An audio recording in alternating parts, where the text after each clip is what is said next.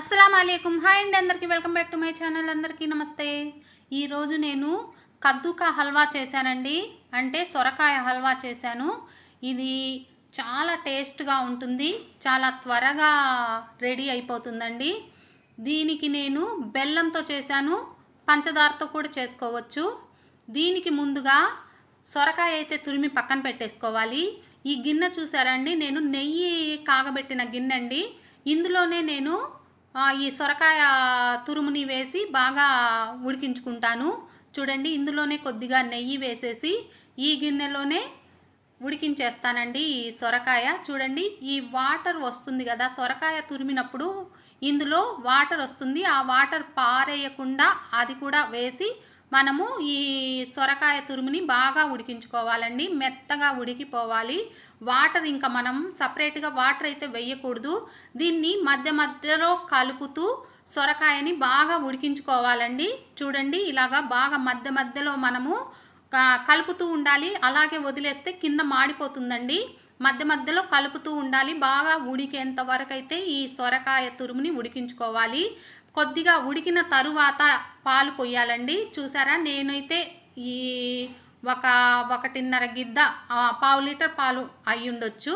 ఆ పాలు పోసాను. మీరు కావాలంటే ఇంకొంచెం ఎక్కువ కూడా పోసుకోవచ్చు, తక్కువ కూడా పోసుకోవచ్చు. అసలు పాలు లేకుండా కూడా హల్వా రెడీ అవుతుందండి. హల్వా వండొచ్చు. కాకపోతే పాలు వేస్తే ఇంకొంచెం టేస్ట్ బాగా వస్తుంది. ఇందులో ఇలాచీ కూడా 3 ఇలాచీ అయితే పొడి చేసి వేసానండి. బెల్లం చూశారు కదా, ఇది పావు కిలోకి ఒక 5 గ్రామ్స్ ఎక్స్ట్రా ఉంది బెల్లము. ఇందులో నేను మొత్తం వేయట్లేదండి, కొద్దిగా ఆపి మిగిలిన బెల్లం వేస్తున్నాను. మీరు ఇంకొంచెం తగ్గించి కూడా వేయచ్చు, ఎందుకంటే ఇది నాకు కొంచెం స్వీట్ ఎక్కువే అనిపించింది. స్వీట్ బాగా తినే వాళ్ళకి చాలా టేస్ట్గా ఉంటుంది. తక్కువ తినే వాళ్ళకి తగ్గించి వేసుకోండి బెల్లము. ఎందుకంటే మనము స్వీట్ తగ్గిందంటే ఇంకొంచెం బెల్లం యాడ్ చేసుకోవచ్చు, ఇబ్బంది లేదు. అందువల్ల మనము చూసి స్వీట్ ఎంత కావాలో అంత వేసుకోండి.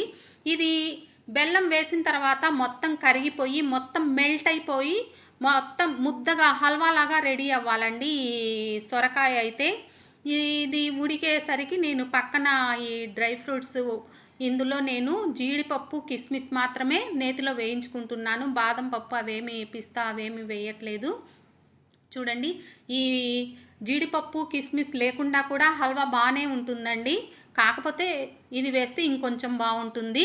చూడండి, నేనైతే ఒక బౌల్లోకి హల్వా రెడీ అయిపోయింది కదా, బౌల్లోకి తీసేసుకుంటున్నాను. చూసారా, కిస్మిస్ జీడిపప్పు వేసేసాను. దీనితో మనకు సొరకాయ హల్వా రెడీ.